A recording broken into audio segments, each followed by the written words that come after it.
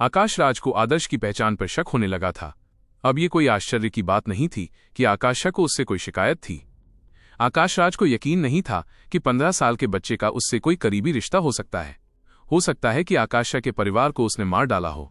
दुर्भाग्य से आकाश राज निर्दयी था, उसने बहुत से लोगों को मार डाला था, इसलिए उसके कई लोगों से दुश्मनी थी। इसलिए वो तुरंत ये नहीं समझ पाया कि आदर्श कौन था। आदर्श ने आकाश राज की बातों को अनसुना कर दिया।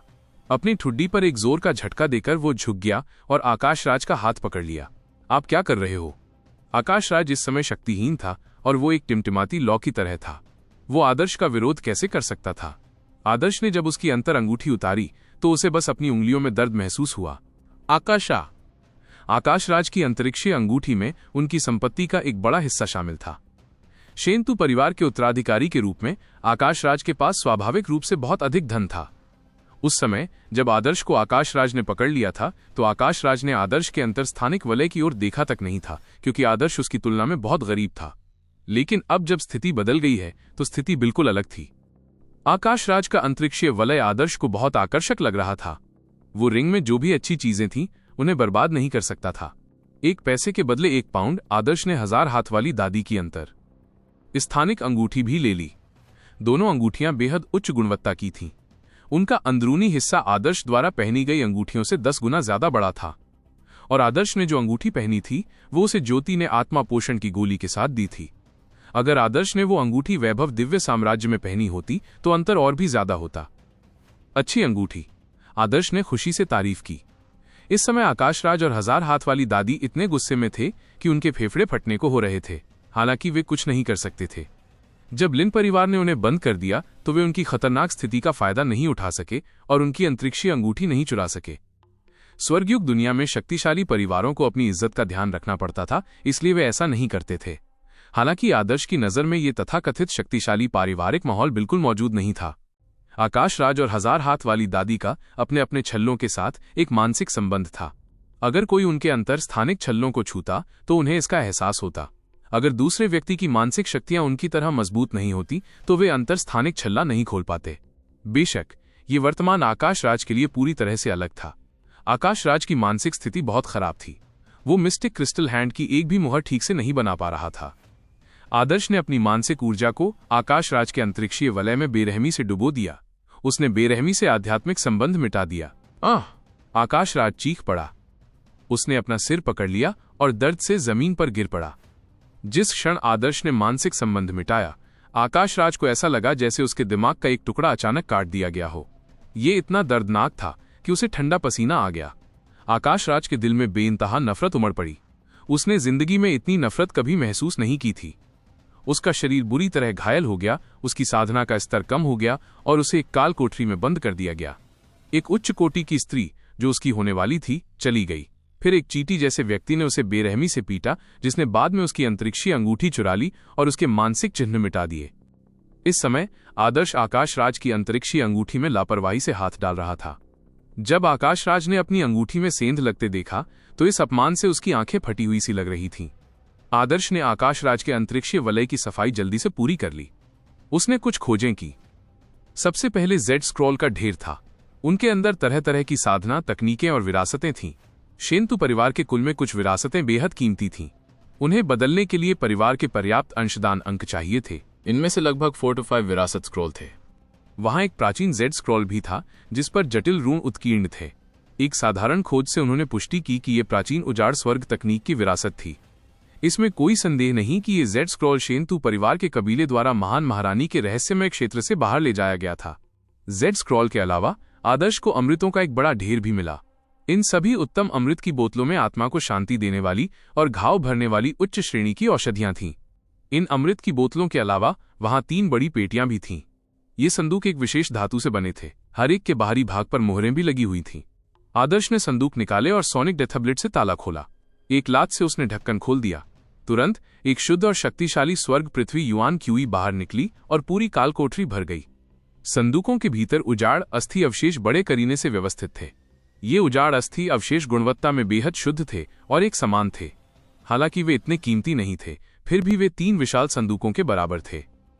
योद्धाओं की दुनिया में एक समान गुणवत्ता वाले उजाड़ अस्थि अवशेषों का उपयोग प्रायः सभी प्रकार की वस्तुओं को खरीदने के लिए सामान्य मुद्रा के रूप में किया जाता है। आकाश राज इन 3 संदूकों का इस्तेमाल खेती के लिए नहीं करता था, बल्कि ये उसकी दौलत थी। जब वो शहर में होता था तो इसका इस्तेमाल फिजूल खर्ची के लिए कर सकता था। आदर्श ने कोई औपचारिकता नहीं निभाई और अवशेषों से भरी 3 बड़ी पेटियां अपने पास रख लीं। अंततः ये था हथियार। आकाश राज तलवारबाज था। आदर्श ने एक नीली तलवार निकाली। ये आकाश राज की साथी तलवार थी। आदर्श के हाथों में अपनी साथी तलवार देखकर आकाश राज की आंखें लाल हो गईं। ये वो वस्तु थी जो उसकी अंतरस्थानिक अंगूठी में सबसे मूल्यवान थी। ये उसे शेनतु के पितामह ने वयस्क होने पर दी थी। शेनतु कुलपति से प्राप्त उपहार निश्चित रूप से मूल्यवान होगा। उत्तम तलवार। आदर्श ने अपनी नीली लंबी तलवार निकाली। जैसे ही उसने उसे लहराया, आकाश राज का शरीर कांप उठा और उसने अपनी मुट्ठियां भींच लीं। उसके नाखून उसकी हथेलियों में गहराई तक धंस गए। उसकी प्यारी तलवार अब बेपरवाही से आदर्श के हाथों में थी। ये एहसास ऐसा था मानो उसकी सबसे प्यारी स्त्री, जो उसे समर्पित थी, अब आदर्श द्वारा निंदा की जा रही हो। आकाश्या, तुम एक भयानक मौत के लायक हो। आकाश राज ने एक भद्दी गाली दी, लेकिन उस पल उसकी आत्मा में एक दर्द सा महसूस हुआ, मानो उस पर 10,000 पाउंड का हथौड़ा पड़ गया हो। उसका चेहरा कागज के पन्ने जैसा पीला पड़ गया। आकाश राज की कमजोर मानसिक स्थिति का फायदा उठाते हुए आदर्श ने बेरहमी से नीली तलवार से उसका मानसिक संबंध मिटा दिया। आदर्श ने कोई औपचारिकता नहीं निभाई और आकाश राज की तलवार अपने पास रख ली। उसे बस एक तलवार की जरूरत थी। इससे पहले वैभव दिव्यनगर में वैभव दिव्यनगर के बुजुर्गों ने आदर्श को एक तलवार और कृपाण का सेट देने का वादा किया था। हालांकि जब वैभव दिव्य साम्राज्य पर एक उजाड़ जानवरों की भीड़ ने हमला किया तो उसे हथियार देने का मामला टाल दिया गया। आदर्श के पास जो तलवारें और कृपाण थे, उनमें रहस्यमयी जंग लगी तलवार के अलावा बाकी सब बेहद आम थे। दुर्भाग्य से अंगूठी में इतने सारे खजाने मिलने के बावजूद आदर्श को महान महारानी के रहस्यमय क्षेत्र के बारे में कोई जानकारी नहीं मिली। ये उचित भी था, क्योंकि महान महारानी के रहस्यमय क्षेत्र का रहस्य कोई साधना तकनीक पुस्तिका नहीं थी। इसे किसी जेड स्क्रॉल में नहीं लिखा जा सकता था। आकाश राज को इसे अपने साथ ले जाने देना व्यर्थ था। आकाश राज की अंगूठी में खोजबीन करने के बाद आदर्श ने 1000 हाथ वाली दादी की अंगूठी में खोजबीन करने का फैसला किया। हालांकि साधना स्तर सीमित होने के बावजूद 1000 हाथ वाली दादी की मानसिक ऊर्जाएं अभी भी ठीक थीं। उनकी आत्मा को कोई नुकसान नहीं पहुंचा था। आदर्श ने एक बार कोशिश की, लेकिन वो 1000 हाथ वाली दादी के मानसिक संबंध को मिटा नहीं पाया। उसे वास्तव में एक आध्यात्मिक आघात का एहसास हुआ, जिससे उसकी आत्मा में एक हल्का दर्द पैदा हो गया। आदर्श ने अपनी भौहें भींच लीं और 1000 हाथों वाली दादी की ओर देखने लगा। उसने आदर्श को घृणा से देखा और व्यंग्यात्मक लहजे में कहा, साले, क्या तुझे लगता है कि तू मेरा मानसिक संबंध मिटा सकता है? सपने देख। इससे पहले कि वो अपनी बात पूरी करती, आदर्श ने अपने पैर उठा लिए और अपनी पूरी ताकत से 1000 हाथ वाली दादी के चेहरे पर लात मार दी। बूम! एक विस्फोटक ध्वनि के साथ आदर्श की लात ने अस्त व्यस्त 1000 हाथ वाली दादी का सिर काल कोठरी की पत्थर की दीवारों से टकरा दिया। 1000 हाथ वाली दादी चीख पड़ी जब उसके शरीर को बांधने वाली जंजीरें खनकने लगीं। आदर्श को जरा भी दया नहीं आ रही थी। वो अपना दाहिना पैर बार बार आगे बढ़ा रहा था। हर बार 1000 हाथ वाली दादी के चेहरे पर था। बिना किसी साधना और बिना किसी युआन क्यूई के 1000 हाथ वाली दादी बस एक साधारण दादी थी। वो आदर्श के पैरों के प्रहार का सामना कैसे कर सकती थी? 1000 हाथ वाली दादी को आदर्श ने तब तक रौंदा जब तक वो हतप्रभ न हो गई, और इसी क्षण 1000 हाथ वाली दादी को अपने सिर में भयंकर दर्द महसूस हुआ। जिस क्षण उसके विचार असमंजस की स्थिति में थे, उसी क्षण आदर्श ने उसके अंतरिक्षीय वलय पर लगे मानसिक संबंध के निशान को बेरहमी से मिटा दिया था। आदर्श ने 1000 हाथ वाली दादी की अंतरस्थानिक अंगूठी पकड़ी और अपना सिर हिलाया। तुम चीजों को इतना मुश्किल क्यों बना रहे हो? तुम पहले से ही यहां बंद हो और तुम्हारी साधना दबा दी गई है। तुम अंगूठी क्यों रोक रहे हो? आदर्श ने 1000 हाथ वाली दादी की अंतरिक्षीय अंगूठी में खोजबीन की, उसकी क्रूर आंखों को पूरी तरह से अनदेखा कर दिया। 1000 हाथ वाली दादी की अंतरिक्षीय अंगूठी में और भी अच्छी चीजें थीं। उसमें उजाड़ अस्थि अवशेषों से भरी 5 बड़ी पेटियां थीं। वहां साधना तकनीक की ढेरों नियमावलियां, हथियार और औषधियां थीं। उनकी गुणवत्ता आकाशराज की अंगूठी में मौजूद चीजों से भी ज्यादा थी। और आदर्श को 1000 हाथ वाली दादी की अंगूठी में एक कृपाण मिली, जैसा कि उसने चाहा था। ये कृपाण 1000 हाथ वाली दादी इस्तेमाल नहीं करती थी, क्योंकि ये उनके संग्रह का एक हिस्सा मात्र था। कृपाण का रंग रक्त लाल था। कृपाण के हत्थे पर एक जीवित भूत का सिर उकेरा हुआ था, जिससे ये बेहद दुष्ट लग रहा था। कृपाण के ब्लेड पर रक्त लाल कमल शब्द अंकित थे। लाल कमल कृपाण। आदर्श ने सहजता से कृपाण लहराई और रक्त के रंग की किरणें ऐसी दिखीं जैसे रक्त से भरा तूफान उमड़ रहा हो। इस कृपाण ने स्पष्टतः बहुत सारा ताजा खून पी लिया था, क्योंकि इसने अनगिनत बार हत्याएं की थीं। कृपाण पर एकत्रित की गई मारक क्यूई ही उसे जानलेवा हथियार बनाने के लिए पर्याप्त थी। बहुत बढ़िया कृपाण। आदर्श बहुत संतुष्ट था। ये कृपाण 1000 हाथ वाली दादी का एक संग्रह मात्र था, इसलिए इस पर 1000 हाथ वाली दादी का कोई मानसिक निशान नहीं था। आदर्श ने बहुत खुशी से कृपाण पर अपनी मानसिक छाप अंकित कर दी। छोटे कमीने, मैं कसम खाता हूं कि मैं तुम्हारी हड्डियों को पीसकर धूल में मिला दूंगा। 1000 हाथ वाली दादी जोर से चिल्लाईं। वो इतनी गुस्से में थीं कि उनका पूरा शरीर कांप रहा था। जंजीरें भी खनक रही थीं। आदर्श ने उस बुढ़िया की बात अनसुनी कर दी और अंगूठी में खोजबीन जारी रखी। उसने हर अमृत की शीशी खोली और सूंघा। अचानक उसके होठों के कोनों पर एक छोटा सा चाप बन गया। उसे वो मिल गया था। उसके पास सचमुच वो था। आदर्श ने एक नीली जेड की बोतल खोली। जैसे ही उसने बोतल को धीरे से पलटा, एक बर्फ नीली गोली निकली जिससे एक कड़कती हुई ठंडक निकल रही थी। ये कहा जा सकता है कि ये गोली आदर्श के लिए अविस्मरणीय थी। ऐसा इसलिए था क्योंकि उसे पहले भी जबरदस्ती एक गोली खिलाई जा चुकी थी। इसका नाम था 7 हानिकारक दिव्य यिन गोली। 7 हानिकारक दिव्य यिन गोलियां वास्तव में कोई जहरीली वस्तु नहीं थीं। उनमें केवल अत्यंत ठंडी यिन ऊर्जा थी जो बहुत दमनकारी थी। यदि कोई साधना आधारहीन व्यक्ति इसे निगल लेता तो इससे उसकी नाड़ियां टूट सकतीं और साधना आधार कमजोर हो सकता था। आदर्श को 7 हानिकारक दिव्य यिन गोली पकड़े देखकर 1000 हाथ वाली दादी और आकाशराज के मुंह खुले के खुले रह गए। हालांकि उन्हें यकीन नहीं था कि आदर्श गोली पहचान पाएगा। ऐसा इसलिए था क्योंकि ये गोली बेहद कीमती थी।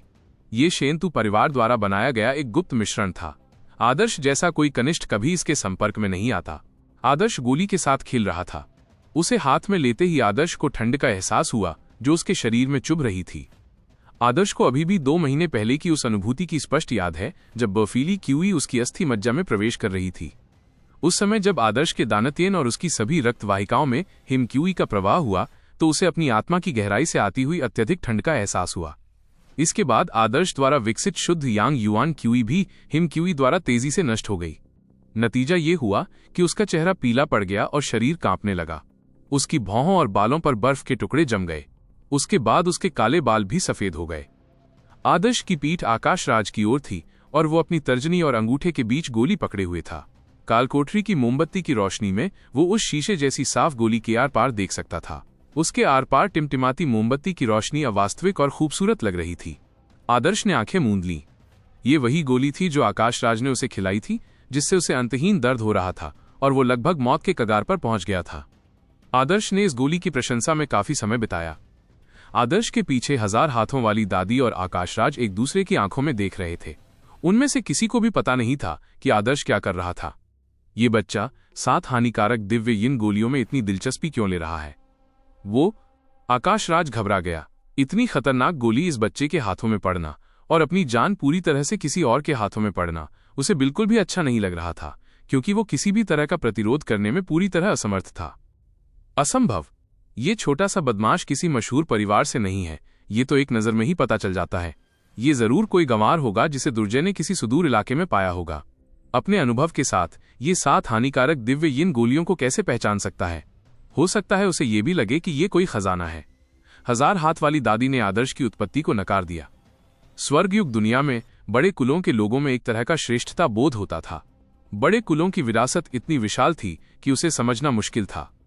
तो फिर एक साधारण मूल का योद्धा उनसे कैसे तुलना कर सकता था? इसलिए 1000 हाथों वाली दादी आदर्श से पूरी तरह से नफरत करती थी। उसकी नजर में आदर्श बस एक छोटी सी चींटी जैसी आकृति थी। उसे बस इस बात का बहुत गुस्सा आ रहा था कि अब वो उसके हाथों में थी। जैसे ही आदर्श ने 7 हानिकारक दिव्य यिन गोलियों की प्रशंसा की, उसने अचानक अपना मुंह खोला। मुझे आपके किसी भी अंतरिक्षीय छल्ले में महान महारानी रहस्यवादी क्षेत्र की कोई खबर नहीं मिल रही है। ये सुनकर आकाशराज ने व्यंग्य किया। वो सोच रहा था, क्या ये स्पष्ट नहीं था? बेशक वो ये शब्द कभी जोर से नहीं कहेगा। आदर्श को परेशान करने का ये बिल्कुल भी अच्छा समय नहीं था। ऐसा लगता है कि आप दोनों का महान महारानी रहस्यवादी क्षेत्र की जानकारी उजागर करने का कोई इरादा नहीं है, आदर्श ने भी कहा। आकाशराज जानता था कि महान महारानी का रहस्यमयी साम्राज्य ही उसे जिंदा रखने का एकमात्र तुरुप का पत्ता है। वो इसे जाहिर नहीं करेगा। इस आकाशा बच्चे ने इतनी मूर्खतापूर्ण बात कही है तो जरूर उसे बुद्धि की कमी होगी। जैसे ही आकाशराज इन दुर्भावनापूर्ण विचारों के बारे में सोच रहा था, आदर्श अचानक मुड़ गया और उसने आकाशराज और 1000 हाथ वाली दादी को एक चंचल नजर से देखा। आकाशराज का दिल बैठ गया। उसे समझ नहीं आ रहा था कि आदर्श की नजरों का क्या मतलब है। इस समय 1000 हाथों वाली दादी का चेहरा उदास था और उन्होंने अपनी भारी आवाज में कहा, जूनियर, आकाश राज को शाश्वत शीत तलवार और मुझे शीत आत्मा रेशम कीट की गोली लौटा दो। ये दोनों चीजें तुम्हें अपवित्र नहीं करनी चाहिए। अगर तुम ऐसा नहीं करोगे तो जब मेरा शेंतु परिवार समझौता करने आएगा तो ये इतनी आसानी से नहीं छूटेगा। आदर्श थोड़ा हिचकिचाया। उसके हाथ में फ्रॉस्ट सॉइल चिल सिल्कवर्म पिल थी। 1000 हाथ वाली दादी की मैली आंखों से उसके हाथ में 7 हानिकारक दिव्य यिन गोली को देखते हुए आदर्श को अचानक बूढ़ी डायन के इरादे समझ में आ गए। आप कहते हैं कि मैं एक फ्रॉस्ट सॉइल चिल सिल्कवर्म गोली पकड़े हुए हूं? आदर्श अपने हाथ में रखी गोली को देखकर थोड़ा स्तब्ध रह गया। क्या सोचती हो? 1000 हाथ वाली दादी तिरस्कार से मुस्कुराई। कितना गवार है, अच्छे घर का नहीं। अगर तुम में हुनर है भी तो क्या, तुम तो कीमती चीजें भी नहीं पहचान सकते। तुम तो फ्रॉस्ट सॉइल चिल सिल्कवर्म पिल भी नहीं पहचान सकते। 1000 हाथ वाली दादी ने अजीब आवाज में आदर्श का मजाक उड़ाया। उसने जिस Frost soil chill silkworm pill का जिक्र किया वो कहीं ज्यादा मशहूर थी। इसके अलावा 1000 हाथ वाली दादी के इंटरस्पेशियल रिंग में एक जेड स्क्रॉल था जो Frost soil chill silkworm pill का परिचय देता था। ये फ्रॉस्ट सॉइल चिल सिल्कवर्म पिल 7 हानिकारक दिव्य यिन पिल से बिल्कुल मिलती जुलती थी। एक अनुभवी कीमियागर भी एक नजर में दोनों में अंतर नहीं कर पाएगा। हालांकि दोनों गोलियों का प्रभाव बहुत अलग था। फ्रॉस्ट सॉइल चिल सिल्कवर्म पिल एक बेहद अच्छी दवा थी। इसे परिष्कृत करने में आने वाली कठिनाई को नजरअंदाज करें तो इसे परिष्कृत करने के लिए जरूरी सामग्री महान महारानी के अवशेष बनाने के लिए जरूरी सामग्री से थोड़ी ही कमतर थी। फ्रॉस्ट सॉइल चिल सिल्कवर्म पिल ऐसी चीज नहीं है जिसका इस्तेमाल आपके साधना स्तर वाला कोई व्यक्ति कर सके। आप एक उजाड़ स्वर्ग गुरु के प्रशिक्षु हैं जिनकी युद्ध शक्ति देखने लायक भी नहीं है। आपके पास जो पिल है वो बेकार है। इसे मुझे लौटा दो, वरना कुछ दिनों में होने वाली बातचीत में हम इस बारे में जरूर बात करेंगे। आपके लिन परिवार को निश्चित रूप से नकारात्मक स्थिति में डाल दिया जाएगा। आप अभी भी लिन परिवार में रहना चाहते हैं। क्या आपको लगता है कि कुलमाता लिन आपकी इस तरह की हरकतों को बर्दाश्त करेंगी? 1000 हाथ वाली दादी के शब्द अत्यंत उचित थे, इतने कि उन्होंने आदर्श को लगभग उन पर विश्वास कर लिया। तथापि आदर्श ने धीरे से अपना सिर हिलाया। फ्रॉस्ट सॉइल चिल सिल्कवर्म गोली, 7 हानिकारक दिव्य यिन गोली। अगर ये कम समझ वाले जूनियर होते तो इन दो बेहद मिलती जुलती गोलियों में फर्क नहीं कर पाते। हालांकि आदर्श पहले भी 7 हानिकारक दिव्य यिन गोलियां खा चुका था। कड़ाके की ठंड से हड्डियों तक पहुंचने वाले दर्द के कारण ही उसे ये गोली याद थी। तो फिर वो 7 हानिकारक दिव्य यिन गोलियों की गलत पहचान कैसे कर सकता है? आप कह रहे हैं कि ये फ्रॉस्ट सॉइल चिल सिल्कवर्म पिल है? आदर्श मुस्कुराया। फ्रॉस्ट सॉइल चिल सिल्कवर्म पिल एक अनमोल औषधि थी। 1000 हाथ वाली दादी ने जानबूझकर ऐसा किया था ताकि वो उसे गलत पहचान ले। आदर्श का ठंडा मुखौटा और चिढ़ाने वाला लहजा देखकर 1000 हाथ वाली दादी का दिल धड़क उठा। क्या ये बच्चा कुछ जान सकता है? वो आदर्श को ये एहसास दिलाना चाहती थी कि उसके हाथ में फ्रॉस्ट सॉइल चिल सिल्कवर्म पिल है। अगर आदर्श अपनी अंतरस्थानिक अंगूठी में खोजबीन करता तो उसे जेड स्क्रॉल दिखाई देता जिसमें फ्रॉस्ट सॉइल चिल सिल्कवर्म पिल थी जो लगभग 7 हानिकारक दिव्य यिन पिल जैसी ही थी। इस प्रकार आदर्श निश्चित रूप से उसकी बातों पर विश्वास करेगा। और जेड स्क्रॉल में यह बताया गया था कि कमजोर साधना स्तर वाले junior frost soil chill silkworm pill का उपयोग कैसे कर सकते हैं। Frost soil chill silkworm pill को पानी में पिघलाकर बनाया गया सूप पिया जा सकता था।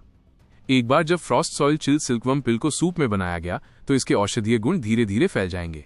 फिर युआन फाउंडेशन क्षेत्र में एक जूनियर भी इसे लेने में सक्षम होगा। 1000 हाथ वाली दादी का मानना था कि आदर्श के लालची चरित्र के साथ जितना अधिक वो गोली की कीमतीता का दिखावा करती थी, जितना अधिक वो कहती थी कि शेंतु परिवार का कबीला गोली के मामले को आगे बढ़ाएगा, उतना ही वो गोली वापस नहीं देगा। वो लिन परिवार को धोखा देकर चुपके से गोली लेता और उसे पानी में घोलकर खा लेता। उस स्थिति में वो 7 हानिकारक दिव्य यिन गोली निगल रहा होगा। अंततः जब शीत की हुई उसके शरीर में प्रवेश करती तो उसकी शिरोबिंदु क्षतिग्रस्त हो जाती, जिससे उसकी साधना बाधित हो जाती। ये परिणाम वही था जिसका सपना 1000 हाथ वाली दादी देख रही थी। असंभव। अपने ज्ञान के साथ उसके लिए 7 हानिकारक दिव्य यिन गोली और फ्रॉस्ट सॉइल चिल सिल्कवर्म गोली के बीच अंतर करना असंभव है। 1000 हाथ वाली दादी सोच ही रही थी कि आदर्श ने धीरे से बोलना शुरू किया। देखो, ये फ्रॉस्ट सॉइल चिल सिल्कवर्म पिल है। मैं इतनी कीमती पिल लेने की हिम्मत तो बिल्कुल नहीं करूंगी। अगर मैं इसे ले भी लेती तो शेंतु परिवार बातचीत के दौरान इस बात पर जरूर जोर देता। फिर मैं अपनी इज्जत नहीं बचा पाऊंगी और इससे बातचीत का सुचारू रूप से चलना मुश्किल हो जाएगा। अगर मुझे महान महारानी के रहस्यमय लोक की कोई खबर नहीं मिल पाती तो मैं बहुत बड़ा पाप करूंगी। आदर्श की अपनी गलती स्वीकार करने की इच्छा ने 1000 हाथ वाली दादी और आकाश राज को चौंका दिया। 1000 हाथ वाली दादी आदर्श के शक से डर गई थी, इसलिए उन्होंने ऐसा व्यवहार किया था। उन्हें उम्मीद नहीं थी कि इसका उल्टा असर होगा। ये बच्चा बहुत ही लापरवाह था। वो इतनी आसानी से अपना रवैया कैसे बदल सकता था? आकाश राज और 1000 हाथ वाली दादी ने जल्दी से कुछ सोचने की कोशिश की ताकि आदर्श को बिना संदेह किए 7 हानिकारक दिव्य यिन गोली निगलने के लिए लुभाया जा सके। हालांकि इस समय आदर्श आकाश राज के सामने आ चुका था और मुस्कुराया। दरअसल तुम दोनों के जख्म वाकई बहुत भयानक हैं। तुम दोनों लिन परिवार के मेहमान हो, फिर भी तुम इतनी बुरी तरह घायल हो। मुझे इसका दुख है। चूंकि ये फ्रॉस्ट सॉल्ट चिल सिल्कवर्म पिल इतनी कीमती है, इसलिए मैं इसे तुम्हें खिला दूंगा। इस तरह तुम अपने जख्मों को भर सकोगे। कहीं ऐसा ना हो कि लिन परिवार की खराब मेहमाननवाजी की आलोचना हो। जैसे ही आदर्श ने यह कहा, उसने आकाश राज का मुंह खोल दिया। आकाश राज की अभिव्यक्ति तुरंत बदल गई। आप क्या कर रहे हो? आकाश राज बेवजह भयभीत था, लेकिन आदर्श ने हैरान होने का नाटक किया। तुम्हें ठीक करने में मदद कर रहा हूं। आदर्श ने यह कहते हुए आकाश राज के मुंह में 7 हानिकारक दिव्य यिन गोलियां रख दी।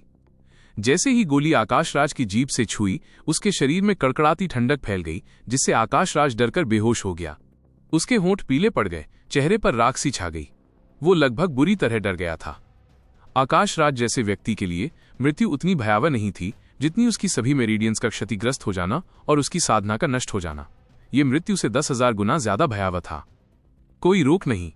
आकाश राज की आंखें लाल हो गईं और वो जीवन रक्षा के लिए संघर्ष करने लगा।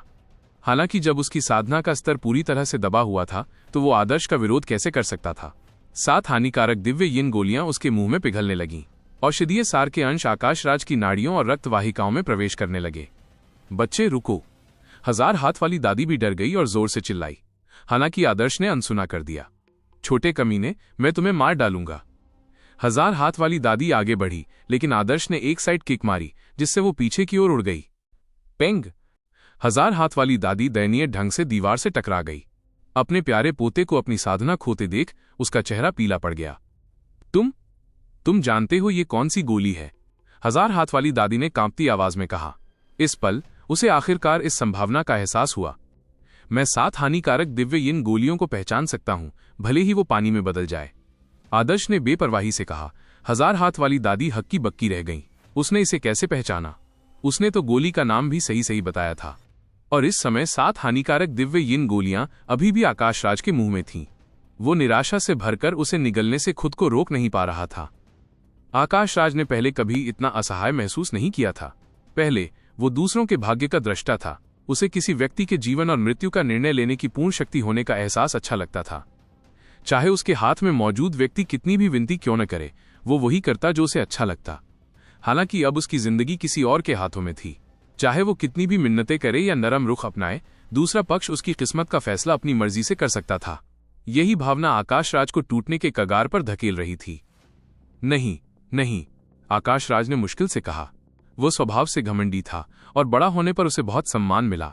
उसने पहले कभी इतना अपमान महसूस नहीं किया था। हालांकि अब उसे हार माननी ही पड़ी। अपनी मौजूदा चोटों के साथ 7 हानिकारक दिव्य यिन गोलियां निगलने से उसकी साधना निश्चित रूप से बाधित हो जाती। इसमें कोई संदेह नहीं था। आदर्श भाव शून्य लग रहा था। जैसे ही उसने पतली हवा को पकड़ा, एक वीरान स्वर्ग गुरु होने की उसकी मानसिक ऊर्जा ही उसे 7 हानिकारक दिव्य यिन गोलियों को दूर गतिज रूप से नियंत्रित करने की अनुमति दे सकती थी। रुको, जल्दी रुको! 1000 हाथों वाली दादी बहुत चिंतित थीं।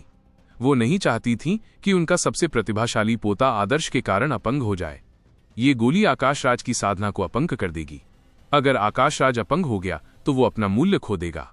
अगर ऐसा हुआ तो शेंतु परिवार का कबीला तुम्हें महान महारानी के रहस्यमय लोक की जानकारी बिल्कुल नहीं देगा, और मैं तुम्हें बताने के बजाय मरना पसंद करूंगा। अगर तुम ऐसा करोगे तो तुम कुछ भी हासिल नहीं कर पाओगे। 1000 हाथ वाली दादी ने जल्दी से कहा। कुलमाता लिन के इरादों के अनुसार वह आकाश राज को न तो मारेगी और न ही अपंग बनाएगी। उन्हें अभी भी महान महारानी के रहस्यमय क्षेत्र के बारे में जानकारी के बदले में उसकी जरूरत थी। आकाश राज और 1000 हाथ वाली दादी ये बात जानती थीं, इसलिए उनका मानना था कि आदर्श ज्यादा से ज्यादा सिर्फ शारीरिक कष्ट पहुंचा सकता है और उनके साथ कुछ नहीं करेगा। हालांकि अब आकाश राज के शरीर में और भी ज्यादा औषधीय तत्व प्रवेश कर रहे थे, तो 1000 हाथ वाली दादी डर गईं। जैसे ही आदर्श ने गोली को नियंत्रित किया, उसके होठों के कोने मुड़ गए। चिंता मत करो, मैं उसे वास्तव में अपंग कैसे कर सकता हूं? मैं अभी भी उस महान महारानी रहस्यवादी क्षेत्र के बदले युवा गुरु आकाश राज पर भरोसा कर रहा हूं। आदर्श के ये कहते ही 1000 हाथ वाली दादी ने राहत की सांस ली। कम से कम इस छोटे से कमीने ने अपनी समझदारी तो नहीं खोई थी। हालांकि आदर्श को जाने न देते देख 1000 हाथों वाली दादी ने गुस्से से कहा, तो जल्दी से रुक जाओ। अगर ये आगे भी जारी रहा तो आकाश राज सचमुच अपनी साधना से अपंग हो जाएगा। जब ऐसा हुआ, अगर उस छोटी चुड़ैल लड़की के समाप्त हुए मेरिडियन को जोड़ा नहीं जा सका तो लिन परिवार तुम्हें जिम्मेदार ठहराएगा। क्या तुम्हें सच में लगता है कि तुम्हारे योगदान से वे तुम्हें दुर्व्यवहार करने देंगे? वो छोटी चुड़ैल लड़की ही वो व्यक्ति है जिसकी लिन परिवार को सबसे ज्यादा परवाह है। अगर तुमने लिन परिवार की योजनाओं को बिगाड़ा तो तुम्हें कोई नहीं बचा सकता। ठीक है, आपकी बात तो सही है, आदर्श ने धीरे से कहा। हालांकि जब वो बोल रहा था, 7 हानिकारक दिव्य यिन गोलियों का औषधीय सार धीरे धीरे आकाशराज के शरीर में प्रवेश कर रहा था। आकाशराज का चेहरा सफेद पड़ गया था। वो अब एक शब्द भी नहीं बोल पा रहा था। उसका शरीर ऊपर से नीचे तक कांपने लगा था। धीरे धीरे आकाशराज के शरीर में बर्फ की क्यूई उमड़ने लगी। उसकी भौहों पर बर्फ के टुकड़े बनने लगे। आदर्श ने आगे कहा, शेन-तू परिवार को यह विश्वास दिलाने के लिए कि आकाशराज अभी भी मूल्यवान है, मैंने पहले ही उसकी साधना को थोड़ा कम करने का फैसला कर लिया है। इस बीच मैं उसकी मेरिडियन में कुछ आंतरिक घाव छोड़ दूंगा, फिर कोई समस्या नहीं होनी चाहिए। जब आदर्श ने यह कहा तो 1000 हाथ वाली दादी का दिल धड़क उठा। आकाशराज ने जब ये सुना तो उसे ऐसा लगा जैसे वो किसी शिखर से गिर पड़ा हो। आकाशराज जैसे अद्वितीय प्रतिभाशाली व्यक्ति के लिए अगर युवावस्था में ही उसकी मेरिडियंस में कोई आंतरिक चोट रह जाती तो चाहे वो कितना भी प्रतिभाशाली क्यों न हो, वो अपने युग का सर्वोच्च प्रतिभाशाली व्यक्ति नहीं रह पाता। ऐसे में परिवार में उसका रुतबा बहुत कम हो जाता। छोटे कमीने, तुम पागल हो, 1000 हाथ वाली दादी गुस्से से कांप उठी। क्या तुम सोचते हो कि आकाशराज की प्रतिभा के एक हिस्से को कम करके परिवार के उच्च वर्ग उसे महान महारानी के रहस्यमय क्षेत्र की जानकारी देकर छुड़ा लेंगे? शेन-तू परिवार एक अद्वितीय प्रतिभावान व्यक्ति को बहुत महत्व देगा जो उत्तराधिकारी बन सके। हालांकि अगर आकाशराज को बदला जा सके तो शेन-तू परिवार के लिए उसका महत्व बहुत कम हो जाएगा। शेन-तू कुलपिता सिर्फ अपनी निजी पसंद के कारण महान महारानी के रहस्यमय क्षेत्र जैसी महत्वपूर्ण चीज नहीं सौंपेंगे। जाहिर है, मैं ज्यादा आगे नहीं जाऊंगा। मैं बस एक छोटी सी अंदरूनी चोट छोड़ दूंगा जिससे उसकी प्रतिभा पर थोड़ा असर पड़ेगा। ये बताना आसान नहीं होगा। इसके अलावा क्या तुम दोनों इस बात को छिपाने में मेरी मदद नहीं करोगे? जब आदर्श ने ये कहा तो जो शब्द 1000 हाथ वाली दादी और आकाशराज के कानों में पड़े वे किसी राक्षस की शैतानी हंसी की तरह थे। उन्हें आदर्श को इसे छुपाने में मदद करने के लिए प्राप्त करना। आदर्श ने उन पर चाकू से वार किया था, फिर भी उन्हें किसी को बताने नहीं दिया। सोचिए, वो ऐसा सोच भी सकता था। हालांकि वर्तमान स्थिति में उन्हें वास्तव में आदर्श को तथ्य छिपाने में मदद करनी थी।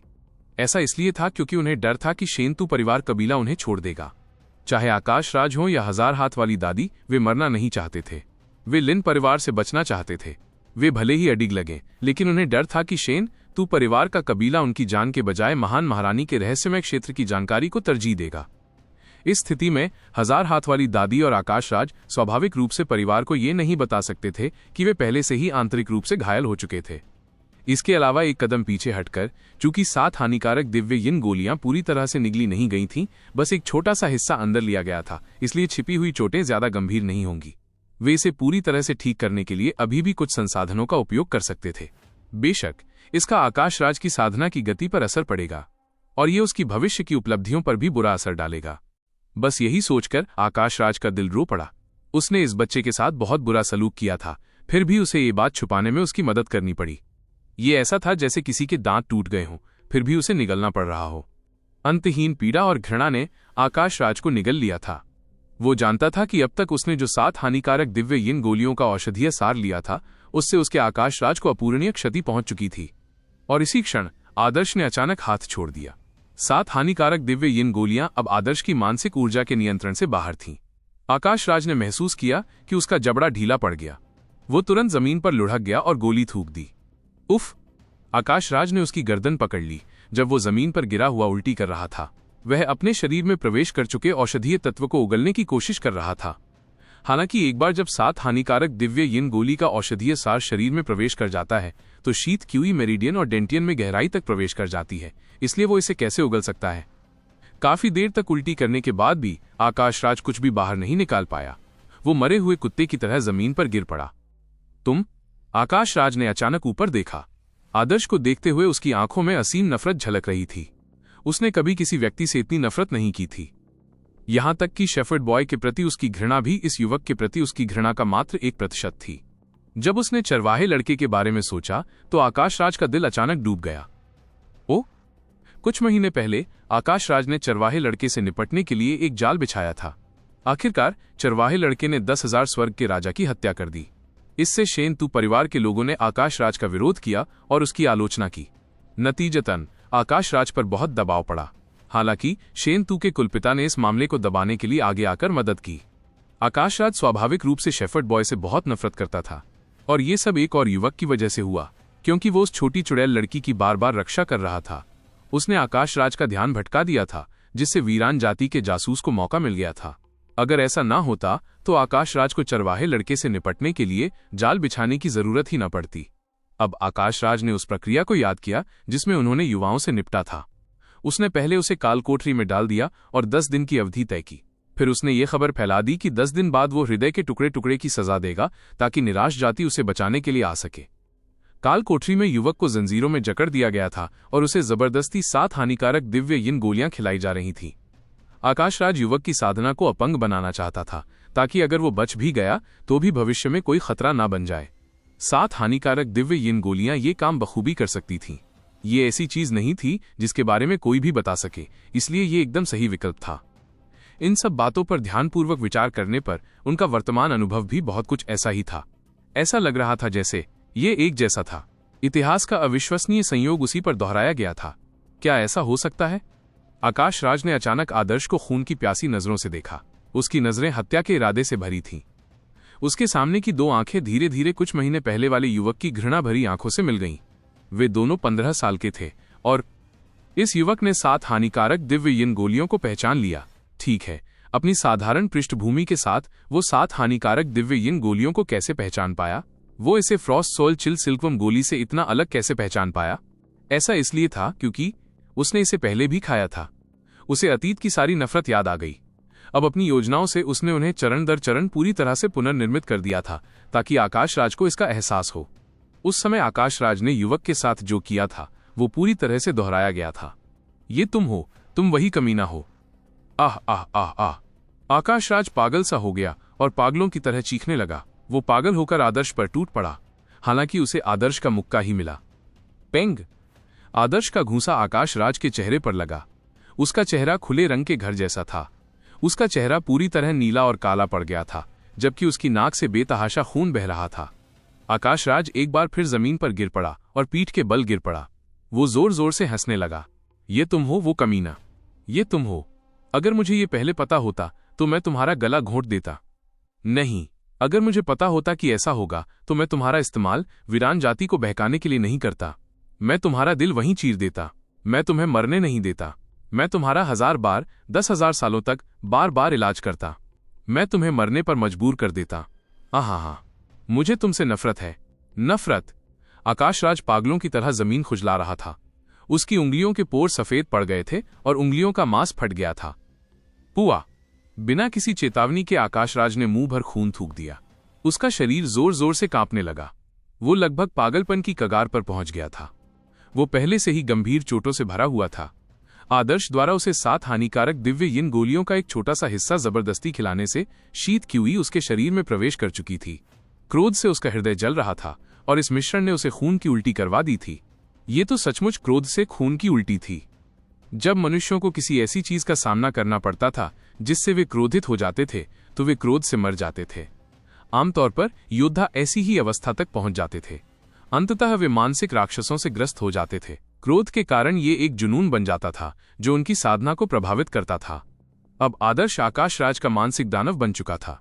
जब तक आदर्श मर नहीं जाता, उसका गुस्सा आकाश राज को जिंदगी भर के लिए दाग देगा। आदर्श, मैं आकाश राज शपथ लेता हूं कि मैं तुम्हें जीवित मृत्यु दूंगा। आदर्श ने आकाश राज की तरफ देखा। आकाश राज ने आखिरकार उसे पहचान लिया था। उसे इसमें कोई हैरानी नहीं हुई, न ही उसे इससे कोई आपत्ति थी। ऐसा इसलिए था क्योंकि आकाशा ने जो नफरत जाहिर की थी वो आदर्श के रूप में उसकी नफरत से कहीं ज्यादा थी। इस प्रकार आकाश राज के लिए उसे पहचानना अब कोई बड़ी बात नहीं थी। अपनी ठोड़ी पर हाथ रखकर आदर्श ने धीरे से मुखौटा उतार दिया। मुखौटा हटाते ही आकाश राज को एक बहुत ही परिचित लेकिन घृणास्पद चेहरा दिखाई दिया। आदर्श, ये सचमुच तुम हो। आकाश राज ने अपनी मुट्ठियां भींच लीं। उसके नाखून उसकी हथेलियों में तब तक चुभते रहे जब तक उनमें से खून नहीं निकलने लगा। तुमने साफ तौर पर 7 हानिकारक दिव्य यिन गोलियां निगल ली हैं। तुम्हारी साधना बाधित क्यों नहीं हुई? आकाश राज को यकीन नहीं हो रहा था कि हालांकि आदर्श को कुछ महीने पहले ही बचा लिया गया था, लेकिन आकाश राज की नजर में आदर्श को अपंग होना चाहिए था। ऐसे जीना मौत से भी बदतर होता।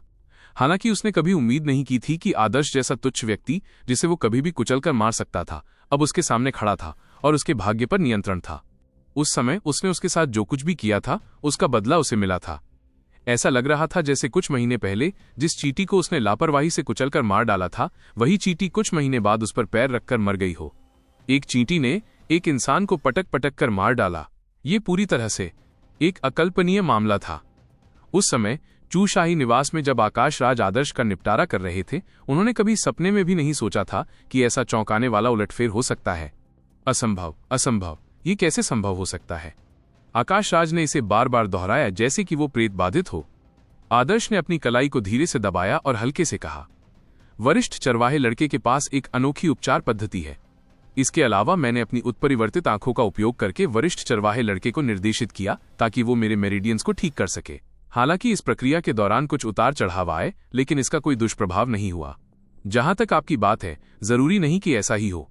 आदर्श ने आसानी से अपने ठीक होने की बात शेफर्ड बॉय पर थोप दी। शेफर्ड बॉय के पास असाधारण साधन थे। मृत्यु स्वर्गीय क्रांति से पीड़ित होने के बावजूद शेंतु परिवार के कुल के बुजुर्गों द्वारा स्थापित युद्ध दल में उसका आना जाना, आदर्श को ठीक कर पाना कोई आश्चर्य की बात नहीं थी। इसके अलावा आदर्श की ऊर्जा दृष्टि दूसरों के लिए बहुत रहस्यमय थी। वो अपनी इच्छानुसार कुछ भी कह सकता था। आदर्श की असली पहचान जानने के बाद आकाश राज पूरी तरह से स्तब्ध रह गया। उसका मुंह खुला का खुला रह गया, चेहरा पीला पड़ गया। वो बेजान सी हालत में गिर पड़ा। इससे पहले गंभीर चोटों की श्रृंखला के साथ और उकसावे और यातना की श्रृंखला के बाद आकाश राज पहले से ही बेहद उत्तेजित अवस्था में था, और अब जब उस पर अंतिम जानलेवा प्रहार हुआ तो आकाश राज वास्तविकता को स्वीकार करने में असमर्थ हो गया। वो नियति के इस उलटफेर को स्वीकार नहीं कर सका। एक सम्राट के लिए एक भिखारी का सिर कलम करने की सजा सुनाना एक साधारण सी बात थी। इसमें ज्यादा सोचने वाली कोई बात नहीं थी, लेकिन कौन जानता था कि कुछ ही महीनों बाद वो भिखारी विद्रोह कर देगा, सम्राट को कैद कर लेगा और उसे बेवजह यातनाएं देगा। सम्राट क्या सोचेगा? इसे मानसिक टूटना कहना पर्याप्त नहीं होगा। ये 7 हानिकारक दिव्य यिन गोली अभी खत्म नहीं हुई है। आदर्श ने आकाश राज को नजरअंदाज कर दिया क्योंकि वो 1000 हाथ वाली दादी को देख रहा था। 1000 हाथ वाली दादी घबरा गईं। उनके सिर के सफेद बाल खड़े हो गए। साले, तू! इससे पहले कि 1000 हाथ वाली दादी अपनी बात पूरी करती, आदर्श ने अपनी उंगलियां हिलाईं और अपनी मानसिक ऊर्जा से 7 हानिकारक दिव्य यिन गोलियां सीधे 1000 हाथ वाली दादी के मुंह में भेज दी। 1000 हाथ वाली दादी जमीन पर गिरकर चीख पड़ी।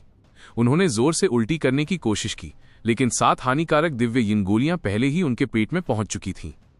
भयानक ठंडी कीवी धीरे धीरे 1000 हाथ वाली दादी की रक्त वाहिकाओं में रिसने लगी। जैसे ही औषधीय सार उसके शरीर में पहुंचा, 1000 हाथों वाली दादी कांपने लगी। उनके सूखे होंठ सफेद हो गए, जबकि उनकी भौहों और चेहरे पर बर्फ की एक पतली परत जम गई। 1000 हाथ वाली दादी ने आकाश राज से भी ज्यादा 7 हानिकारक दिव्य यिन गोलियां खा ली। हालांकि 1000 हाथ वाली दादी की नींव उससे कहीं बेहतर थी। आदर्श ने अपनी ऊर्जा दृष्टि हर समय खुली रखी, क्योंकि वो 1000 हाथ वाली दादी के शरीर में 7 हानिकारक दिव्य यिन गोलियों के औषधीय सार का संचार देख रहा था। जल्द ही उसे एहसास हुआ कि औषधीय सार बिल्कुल सही था। इसने उसके जीवन काल का कुछ समय तो ले लिया, लेकिन उसकी साधना को पूरी तरह से बाधित नहीं किया। हालांकि हिम क्यूई के उसके वाहिकाओं में प्रवेश करने के कारण एक अवशिष्ट प्रभाव पीछे रह गया, जिससे उसकी शक्ति को बहुत नुकसान पहुंचा। तुम एक भयानक मौत मरोगे। 1000 हाथ वाली दादी हांफने लगी। उसकी हर सांस से बर्फीले कण निकल रहे थे। हालांकि ये श्राप आदर्श के लिए मच्छर के काटने से अलग नहीं था। केवल एक कुतिया ही दूसरे पक्ष की निंदा करने के लिए बुरे शब्दों का प्रयोग करना शुरू कर देगी, जब वह किसी को लड़ाई में हरा नहीं सकती। ये देखकर कि औषधीय सार ने 1000 हाथ वाली दादी की खेती की युआन क्यूई को नष्ट करना शुरू कर दिया है, आदर्श ने अपनी अंतरास्थिक अंगूठी को छुआ और लगभग खराब हो चुकी जानवरों की हड्डियों का ढेर निकाल लिया। अभी भी एक अंतिम बात बाकी थी। आदर्श ने लाल आंखों वाले भेड़िए की हड्डियों को अपने हाथों में पकड़ रखा था, जिनमें काली बुरी ऊर्जा थी। एक विचार के साथ बैंगनी क्रिस्टल द्वारा काली ऊर्जा को बाहर निकाल दिया गया। जब 1000 हाथों वाली दादी और आकाश राज संघर्ष में व्यस्त थे, आदर्श ने काली ऊर्जा को नियंत्रित किया और उसे पीछे से भूत की तरह सीधे आकाश राज के हृदय में उड़ा दिया। वाह! काली गैस एक भूत की तरह लग रही थी, क्योंकि वो चुपचाप आकाश राज के शरीर में घुस गई थी। उसी क्षण आकाश राज के शरीर में अचानक कंपन महसूस हुआ, लेकिन फिर ज्यादा बदलाव नहीं हुआ। आदर्श नहीं चाहता था कि आकाश राज या 1000 हाथों वाली दादी आकाश राज के शरीर में प्रवेश कर रही काली गैस को देखें। अगर उन्हें पता चल जाए कि वो अपनी इच्छानुसार काली ऊर्जा को नियंत्रित कर सकता है, तो ये बहुत ही अपमानजनक होगा। सब कुछ खत्म करने के बाद आदर्श ने राहत की लंबी सांस ली। उसे बहुत अच्छा लग रहा था। हालांकि वो सहनशीलता और अपने इरादों को छिपाने में माहिर था, लेकिन इसका मतलब ये नहीं था कि उसे ये पसंद था। उसे झटपट गिले शिकवे मिटाकर बेफिक्र जिंदगी जीना पसंद था। आदर्श ने खुद को कभी सज्जन नहीं समझा। अगर उसे कोई शिकायत होती तो वो जरूर बदला लेता। वो उदारता का दिखावा नहीं करता, भले ही वो दूसरे व्यक्ति से साफ नफरत करता हो। जहां तक एक रईस के लिए बदला लेने के लिए 10 साल ज्यादा नहीं होते वाली कहावत का सवाल है, आदर्श को लगा कि ये बहुत दुखद बात है। अगर बदला इतने कम समय में पूरा हो सकता है तो 10 साल तक कौन टिकेगा? आगे की योजना। आदर्श निश्चिंत होकर काल कोठरी से बाहर निकला। काल कोठरी के प्रवेश द्वार पर उसने एक लड़की ज्योति को देखा। ज्योति हमेशा की तरह अपनी बेदाग सफेद पोशाक पहने हुए थी। अंधेरे तहखाने के प्रवेश द्वार पर वो बिल्कुल बेमेल लग रही थी। वो किसी परी जैसी लग रही थी जो नर्क में भटक गई हो। आदर्श की नजर देखकर ज्योति के होंठ थोड़े मुड़ गए। तुम आकाश राज से मिलने गए थे? आदर्श ने सिर हिलाया। कुलमाता लिन मूल रूप से महान महारानी के रहस्यमय क्षेत्र के बारे में जानकारी के बदले आकाश राज को छोड़ना चाहती थीं। लेकिन आदर्श के कुटिल इरादे ने उन्हें जाने देने से पहले आकाश राज को यातनाएं दी। ज्योति को भी इस बात की जानकारी थी। ज्योति ने देखा कि आदर्श ने अपना मुखौटा उतार दिया था। यह स्पष्ट था कि आकाश राज अब आदर्श की असली पहचान जान गई थी। उसे नहीं पता था कि आकाश राज के मन में क्या विचार आए होंगे। ये सोचकर ज्योति ने एक अनोखी चंचल मुस्कान बिखेरते हुए कहा, जो कोई भी तुम्हें नाराज करेगा उसका दुर्भाग्य जरूर होगा, उसका अंत निश्चित रूप से अच्छा नहीं होगा। ओ, आदर्श ने अजीब तरह से भौहें चढ़ाईं। हालांकि उसने कुछ ऐसे काम किए थे जिन पर उसे शर्म नहीं थी, फिर भी ज्योति को इसका एहसास होने पर उसे ऐसा लग रहा था जैसे वो कोई बुरा काम करते पकड़ा गया हो। क्या मैं इतना बुरा हूं? ज्योति हंसते हुए बोली, बिल्कुल नहीं। दुश्मन पर दया दिखाने की कोई जरूरत नहीं है। तुमने जो किया वो सही था। सच कहूं तो तुम्हारे जैसे दोस्त के साथ मुझे सुकून मिलता है। तुम बहुत से ऐसे काम कर सकते हो जो मैं नहीं कर सकता, और उनमें से कुछ ऐसे भी हो सकते हैं जिनके बारे में मैंने सोचा भी नहीं होगा। मेरी ताकत तुमसे ज्यादा जरूर है, फिर भी मुझे ऐसा लग रहा है जैसे तुम मेरी रक्षा कर रहे हो। जैसा कि ज्योति ने कहा, वो जानबूझकर हंसी। ये एक अजीब सा एहसास था। उसे बचपन में उपेक्षित करके एक दुर्भाग्यपूर्ण जीवन जिया था। हालांकि कुलमाता उसके साथ अच्छा व्यवहार करती थी, लेकिन कुलमाता का पद ऊंचा था। लिन परिवार के आंतरिक मामलों का निर्णय वही करती थी, इसलिए ज्योति को एक दूरी का एहसास हुआ। कुलमाता के बहुत सारे पोते पोतियां थे और ज्योति उनमें से एक था। इस वजह से ज्योति कुलमाता के सामने भी बहुत सावधानी से पेश आता था। जब दुर्जय प्रकट हुई तभी ज्योति को पहली बार लगा कि वो किसी पर भरोसा कर सकती हैं। हालांकि दुर्जय आखिरकार एक बुजुर्ग थीं। उनके द्वारा संरक्षित होना उनके लिए सामान्य बात थी, और अब सुरक्षा का ये एहसास एक ऐसे युवा से प्रकट हुआ था जो उसी की पीढ़ी का था। ये उसके लिए पहली बार था, जिससे उसे बहुत अच्छा लग रहा था। जब लिन परिवार पहली बार आदर्श के संपर्क में आया तो ज्योति वाकई बहुत हैरान हुई। उस समय उसने कभी उम्मीद नहीं की थी कि आदर्श उसकी रक्षा करेगा और उसे संकट और उसके दुखद भाग्य से बाहर निकलने में मदद करेगा। ये एक सपने की तरह था। इस बार तुमने आकाश राज को पूरी तरह से नाराज कर दिया है। वो तुम्हारा खून पीने और तुम्हारा मांस खाने के लिए बेताब है। तुम्हें आगे से सावधान रहना होगा। ज्योति गंभीर हो गई और उसने आदर्श को चेतावनी दी। आदर्श को ये बात बिल्कुल पता थी, इसलिए उसने कहा, मुझे पता है, लेकिन कोई और रास्ता नहीं है। सिर्फ मेरे द्वारा उनके दवा परीक्षण में बाधा डालने से ही उन्हें मुझे मारने की इच्छा हो जाएगी। अगर मैं भविष्य में कुछ न भी करूं तो भी सब बेकार होगा। हालांकि इस बार आकाशराज को जरूर बहुत नुकसान हुआ है। युवा पीढ़ी के बीच नेता बने रहना उनके लिए कोई आसान काम नहीं होगा। आकाशराज की दुखद स्थिति एक लंबी कहानी थी।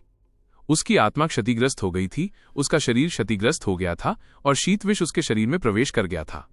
विष और क्रोध ने उसके अंदर एक मानसिक राक्षस का रूप धारण कर लिया था, जिससे वो क्रोध में खून की उल्टियां करने लगा था। इन सब बातों का आकाशराज पर निश्चित रूप से प्रभाव पड़ेगा, चाहे वो कितना भी दृढ़ निश्चयी क्यों न हो। चलो चलें, मेरे पीछे जेड बैम्बू पीक तक चलो। आने वाले दिनों में तुम जेड बैम्बू पीक पर ही रहोगी। कुलमाता तुमसे बातें करना चाहती हैं। इसके अलावा शेनतू परिवार के लोग जल्द ही आएंगे। वे महान महारानी के रहस्यमय लोक के बारे में जानकारी लाने की योजना बना रहे होंगे। ज्योति के शब्दों ने आदर्श को सोचने पर मजबूर कर दिया। महान महारानी रहस्यवादी क्षेत्र के बारे में जानकारी के लिए शेनतू परिवार कबीला निश्चित रूप से तेज था। इससे यह भी पता चला कि आकाशराज शेनतू परिवार के लिए कितना महत्वपूर्ण था। ये अच्छी खबर थी।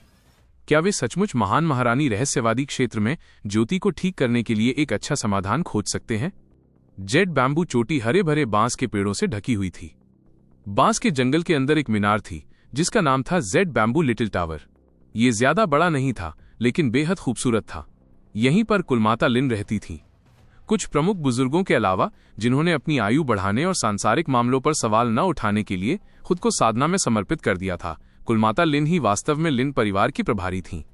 जेड बांस का छोटा टॉवर वो स्थान बन गया जहां लिन परिवार की सर्वोच्च शक्ति निवास करती थी। इस समय जेड बांस के छोटे से टॉवर में कुलमाता लिन अपनी कुर्सी पर बैठी थीं। उनके बगल में 2 नौकरानियां खड़ी थीं और उनके कंधों की मालिश कर रही थीं। उनकी आंखें हल्की सी बंद थीं, मानो वे सोने वाली हों। ऊपर से कुलमाता लिन किसी अमीर कुलीन परिवार की साधारण बूढ़ी दादी जैसी लग रही थीं, मानो किसी बूढ़े व्यक्ति में मानसिक ऊर्जा की कमी के कारण वे समय समय पर झपकी ले लेते हों। कुलमाता लिन, एक महिला जो एक आलीशान पोशाक पहने हुए थी, अंदर आई और कुलमाता लिन को प्रणाम किया। वो ज्योति की दादी थीं। ओ उद्धरण चिन्ह। कुलमाता लिन ने अपनी आंखें थोड़ी सी खोली। उसकी तरफ देखने के बाद कुलमाता लिन ने सिर हिलाकर उसे बैठने का इशारा किया। ज्योति की दादी विदुषी ने पहले लिन परिवार और शेन तू परिवार के कुल के विवाह गठबंधन के लिए जोर दिया था। हालांकि ये साबित हो गया था कि शेन तू परिवार के कुल के नापाक इरादे थे। विदुषी जैसे लोगों को सजा नहीं मिली, बस फटकार लगाई गई। आखिरकार शेन तू परिवार के साथ बहुत से लोग थे, यहां तक कि कुलमाता ने भी अंतिम क्षण में ज्योति को अवशेष खाने का आदेश दिया था। इसके लिए कुलमाता लिन ने 3 दिनों तक आत्मचिंतन किया था ताकि इस सबक को याद रखा जा सके। मातृसत्ता, ये आकाशा के बारे में है। महलनुमा पोशाक वाली महिला ने अरुचि से कहा। आदर्श के प्रति उसके मन में अब भी बहुत पूर्वाग्रह था। ओ, कुलमाता लिन ने थोड़ा भौहें चढ़ाईं। उसे अंदाजा था कि विदुषी कुछ अच्छा नहीं कहेगी। उसका क्या, बस मुझे उसके बारे में कुछ जानकारी मिली। उसका असली नाम आदर्श है और वो पूर्वी इलाकों में पैदा हुआ था। इसके अलावा पिछड़े पूर्वी इलाकों में भी वो एक बेहद सामान्य नागरिक था।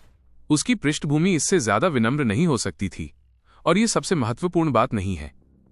सबसे महत्वपूर्ण बात यह है कि उसकी एक बड़ी बहन है जिसका उपनाम अलग है। उसकी बहन असल में उजाड़ जाति से है। इसके अलावा वह उजाड़ जाति में एक बहुत ही महत्वपूर्ण व्यक्ति है। अपनी बहन की पहचान उजागर होने के बाद इस आदर्श ने अपनी बहन को भागने से रोकने के लिए उसकी पूरी तरह से रक्षा की थी। उसने उजाड़ जाति के एक जासूस को चुपके से हमला करने का मौका दिया और इसी वजह से उसे कैद कर लिया गया। हालांकि ऐसा लगता है कि इस आदर्श का शेफर्ड बॉय से कुछ लेना देना है। कुछ दिनों बाद शेफर्ड बॉय इंसानों द्वारा घेर लिए जाने का जोखिम उठाते हुए खुद आया। उसने आदर्श को बचाया और उसे ले गया और इसके लिए उसने काफी बड़ी कीमत चुकाई थी। इसलिए मुझे शक है कि आदर्श असल में एक वीरान जाति का जासूस है। हमारे लिन परिवार में आने के पीछे उसके नापाक इरादे हैं। विदुषी ने कई अनुमान लगाए जिससे कुलमाता लिन की भौहें और भी कस गईं। आपने ये कहां से सुना? वो, विदुषी ने हिचकिचाते हुए कहा, मैं आकाश राज से मिलने काल कोठरी में गया था। आकाश राज ने ही मुझे बताया था। आकाश राज? कुलमाता लिन की भौहें तन गईं। अब वो आकाश राज की बातों पर आसानी से विश्वास नहीं कर पा रही थी। हालांकि अगर उसने झूठ बोला होता तो उसका पर्दाफाश आसानी से हो जाता।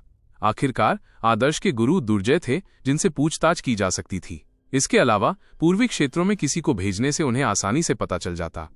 उसकी एक उजाड़ जाति की बहन है। कुलमाता लिन जानती थीं कि ये शायद सच है। जहां तक आदर्श द्वारा उजाड़ जाति के जासूस को छुपाने की बात है, कुलमाता लिन का मानना था कि शायद विदुषी या आकाशराज जानबूझकर तथ्यों को तोड़ मरोड़कर पेश कर रहे हैं। उस समय आदर्श को कैद करने वाला व्यक्ति आकाशराज था, है ना? कुलमाता लिन को मामले की असल बात तुरंत समझ आ गई। वो जानती थी कि आकाशराज कुछ समय पहले पूर्वी क्षेत्रों में था। चूंकि उसे आदर्श के बारे में इतना कुछ और इतनी स्पष्टता से पता था, तो जाहिर है कि आकाशराज व्यक्तिगत रूप से इसमें शामिल था। मैं समझ गया। आकाशराज का आदर्श से झगड़ा है। कोई आश्चर्य नहीं कि उसने अपना नाम बदल लिया है और यहां तक कि मुखौटा भी पहन लिया है। कुलमाता, आप सचमुच भविष्यवक्ता हैं। ऐसा ही था। विदुषी ने उसकी चापलूसी करते हुए जल्दी से अपनी बात जारी रखी। इसलिए आदर्श हमारे लिन परिवार का इस्तेमाल आकाशराज से उनके निजी झगड़े का बदला लेने के लिए कर रहा है। वो लिन परिवार के हित के लिए समर्पित नहीं है। उसके इरादे नेक नहीं है। उस दुष्ट छोटे जीव का उजाड़ जाति से क्या संबंध है, ये स्पष्ट नहीं है। हो सकता है कि वो भविष्य में मानव जाति के साथ विश्वासघात भी करे। अगर आप मुझसे पूछें तो हमें उसे तुरंत लिन परिवार से बाहर निकाल देना चाहिए। अगर मेरी बात मानी जाए तो किसी भी दुष्परिणाम से बचने के लिए उसकी साधना को बाधित करना ही सबसे अच्छा होगा। लेकिन फिर मुझे पता है कि कुलमाता दयालु हैं, इसलिए भले ही इस दुष्ट छोटे जीव के छिपे हुए इरादे हों, लिन परिवार उनका थोड़ा ऋणी है, इसलिए हम उनका कुछ नहीं कर सकते। हालांकि अगर हम उसे लिन परिवार से बाहर निकाल दें तो शेंतु परिवार स्वाभाविक रूप से उससे निपट लेगा। उस समय हमारी आलोचना नहीं होगी और इससे कोई भी प्रतिकूल प्रभाव नहीं पड़ेगा। ये एक तीर से 2 निशाने मारने जैसा है। इसके अलावा वो दुष्ट छोटा जीव बहुत लालची है। उसने आकाशराज और 1000 हाथ वाली दादी की अंतरिक्षीय अंगूठियां ले ली।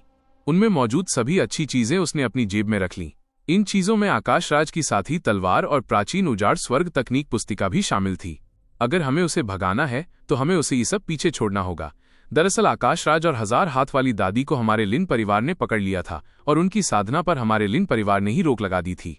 उस दुष्ट छोटे जीव ने बस थोड़ी सी जानकारी दी थी, इसलिए उसे ये सारे लाभ पाने का कोई अधिकार नहीं है।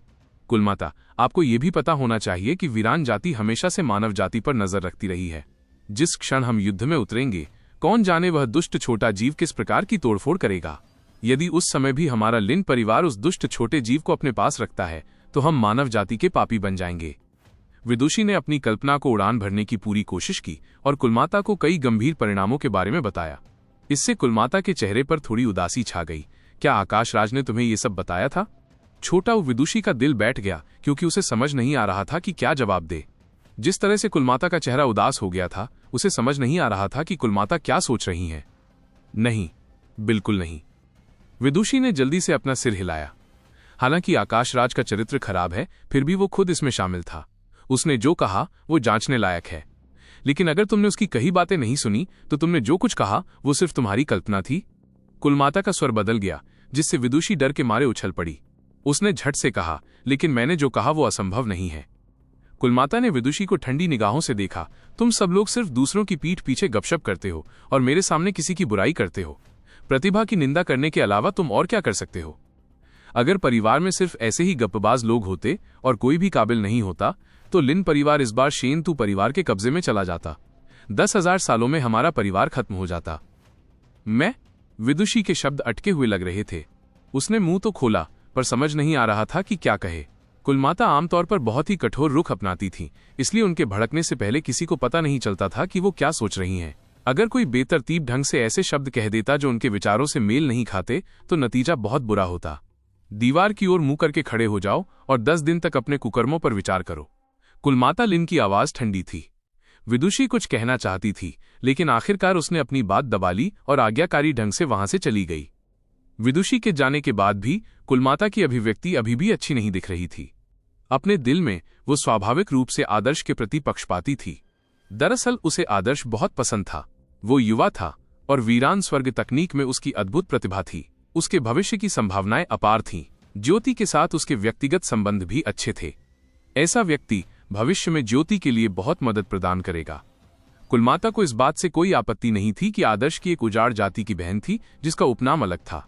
हालांकि उन्हें डर था कि कहीं वो सचमुच उजाड़ जाति से जुड़ा हुआ तो नहीं है। तब ये उस कीमती जेड के टुकड़े जैसा होगा जिसमें एक घातक दोष हो। इसलिए हालांकि कुलमाता ने विदुषी को फटकार लगाई थी, फिर भी उसे आदर्श से जुड़े मामले की जांच पड़ताल करनी थी। विदुषी के शब्द उसे उन पर विश्वास दिलाने के लिए पर्याप्त नहीं थे, लेकिन वो भी अपनी निजी पसंद के कारण आदर्श पर विश्वास नहीं करेगी। आदेश भेजो, फैमिली रूल्स हॉल से किसी को मुझसे मिलने के लिए बुलाओ, कुलमाता ने एक दासी से कहा। लिन परिवार का पारिवारिक नियम हॉल परिवार के घरेलू अनुशासन को बनाए रखने के लिए जिम्मेदार था। ज्यादातर समय उन्हें कुछ मिशनों के लिए बाहर भी भेजा जाता था। कुलमाता ने परिवार नियम सभा के लोगों को पूर्वी क्षेत्रों में जाकर जांच करने की अनुमति देने की योजना बनाई थी ताकि पता लगाया जा सके कि क्या हुआ था। वो जानना चाहती थीं कि क्या आदर्श की हरकतें कुछ असामान्य थीं। हाँ, दासी पीछे हट गई। कुलमाता निश्चिंत नहीं हो सकी। उन्हें आदर्श द्वारा आकाश राज और 1000 हाथ वाली दादी की चीजें ले जाने से कोई आपत्ति नहीं थी। उन्हें डर था कि उजाड़ जाति से अपने रिश्ते के कारण आदर्श उजाड़ जाति का पक्ष लेगा। उस रात लिन परिवार के पारिवारिक नियम हॉल से लोग रवाना हुए। कुलमाता ने आदर्श को मिलने के लिए नहीं बुलाया, इसलिए आदर्श जेड बांस की चोटी पर ही रुकी रही। हालांकि 3 दिन बाद शेनतू परिवार के लोग आए। वे लिन परिवार से बातचीत करने आए थे। वे महान महारानी के रहस्यमय क्षेत्र की जानकारी भी साथ लाए थे।